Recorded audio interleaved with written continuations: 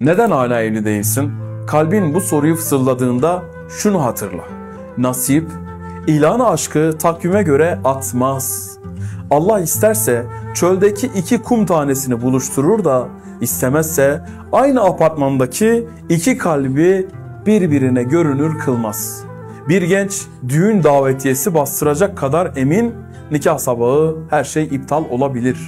Çünkü nasip saatin değil, Rabbin elindedir. Öteki bakıyorsun market sırasında kalbi birine ısındı ve evlendiler. Hiçbir şey bu kadar isabet etmez. Gayret et, karakterine cilala, dua et. Rabbim hayırlısını kolaylaştır de. Sonrası teslimiyet modunu aktif ettin mi? Unutma.